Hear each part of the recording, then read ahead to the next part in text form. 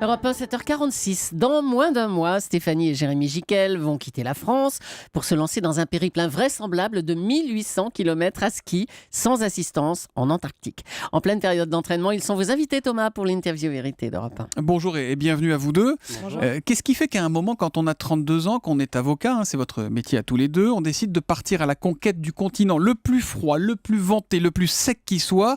Vous avez l'air a priori sain de corps et d'esprit, alors qu'est-ce qui se passe? A priori, oui, effectivement. C'est une question, la question de la motivation, c'est une question difficile qu'on se pose toujours. Je pense qu'on a tous les deux une forte attirance pour les régions polaires et en même temps, on a un trait de caractère commun qui nous pousse l'un et l'autre à toujours vouloir chercher le dépassement. Mais je pense en même temps que c'est un trait de caractère assez partagé finalement, parce que lorsque l'on prend aussi le départ de marathon ou d'ultra-trail, on constate qu'il y a un nombre très important de participants qui cherchent à se dépasser justement. Stéphanie, vous allez y chercher quoi? Vous avez réfléchi, j'imagine, à cette question? Oui, je pense que j'aime beaucoup le dépassement de soi, le challenge, le défi, mais également le partage. C'est-à-dire qu'on n'a pas voulu faire cette expédition de façon isolée. Notre objectif, c'est vraiment de partager, donc ça puisse apporter aux autres, alors à des écoles, puisqu'on est en lien avec des lycées et des collèges. C'est aussi un projet pédagogique? On a effectivement essayé autant que possible de lui donner une dimension pédagogique, donc on prendra quelques mesures qu'on transmettra à des lycéens, des collégiens qui pourront effectuer des travaux pratiques avec un support un peu ludique, expérimental. Alors vous le ferez quand vous aurez réussi à enlever vos gants. Il fait combien là-bas à peu près en moyenne? Alors, la température, elle peut varier, c'est-à-dire qu'il peut faire très bon, il peut faire 0, moins 5. C'est très bon, oui. Quand, voilà. C'est presque la canicule. Quand il y a du soleil, ça peut être plutôt bien. Ouais. Mais la température peut également descendre à moins 40 avec le vent ou moins 50. Et là, c'est beaucoup plus compliqué de sortir de la tente et d'avancer, notamment quand il y a du white-out. Du white-out, le brouillard. D'accord, on voit rien du tout. Voilà, d'accord. J'imagine que ça demande un entraînement spécifique, moins 40 degrés, sauf que nulle part en France aujourd'hui, on retrouve des conditions climatiques proches de l'Antarctique. Comment vous faites pour vous familiariser avec le froid? Alors on a plusieurs options. En hiver, on peut aller à la montagne, prendre un peu d'altitude et se retrouver au frais. Et puis actuellement, et dans la mesure où on est en région parisienne, on a la possibilité de s'entraîner en entrepôt frigorifique. Pardon? Donc effectivement... Vous allez dans des frigos d'entrepôt frigorifiques? C'est notre côté un peu givré, mais où on retrouve des conditions de moins 20, moins 25 degrés.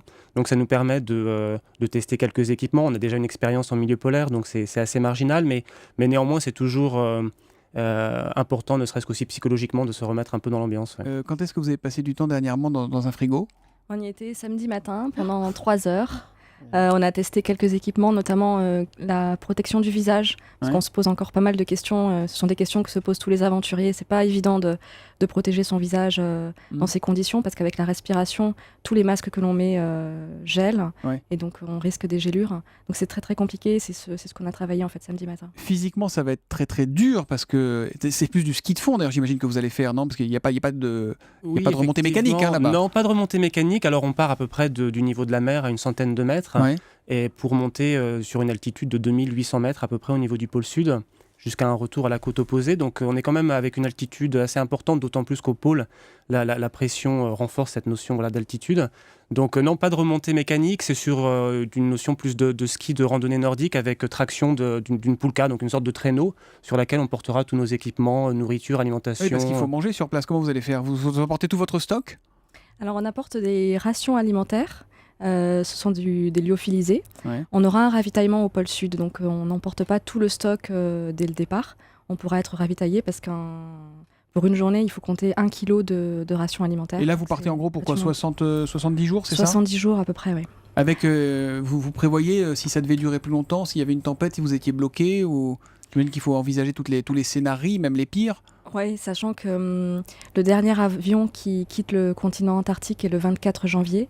Donc on a quand même un délai limité pour faire cette traversée de 75 jours. Parce qu'après le 24 janvier, vous ne pouvez plus revenir? Voilà, exactement. Pourquoi? Parce qu'il n'y a plus d'avions en fait, sur le continent, ou alors ça reviendrait beaucoup trop cher d'affréter un vol uniquement pour nous. Donc si on est au milieu du continent... par exemple le 20 janvier, qu'il est impossible de finir. Il est prévu qu'un avion vienne nous récupérer de façon à pouvoir quitter le continent avec les derniers aventuriers scientifiques. Il va faire jour pendant tout votre voyage, non? Là-bas, c'est la saison, non? Ou je dis une bêtise? Exactement. C'est l'été qui commence à s'installer en Antarctique, donc les températures commencent à remonter. très légèrement. Sachant que l'autre jour, il faisait quand même moins 65 degrés bien. au pôle sud. Donc... donc voilà, donc les températures, l'été s'installe, il fera jour en permanence, donc voilà. Vous n'avez pas peur de plus vous supporter au bout d'un moment, là, tous les deux, sur la banquise Non, on a déjà partagé beaucoup d'expériences et puis on ne sera pas complètement seul. Effectivement, on est venu ce matin dans le studio avec notre petite mascotte du Petit Prince. Ce qui ne me rassure pas complètement sur votre état psychologique, je dois vous le dire, hein, Stéphanie et Jérémy. C'est une dimension importante pour nous, c'est une dimension de partage. D'ailleurs, pour tous ceux qui nous écoutent et qui voudraient participer virtuellement à l'expédition, c'est possible en faisant un don à l'association Petit Prince. On se propose de mettre les noms des donateurs sur nos skis, sur nos tentes. Et d'attribuer 1 ou 2 kilomètres à chacun des donateurs. Voilà, c'est une idée vraiment de partage. Le message est passé, puis cette petite mascotte, comment vous l'appelez donc? Elle a un petit surnom, Petit Prince. Petit Prince, voilà.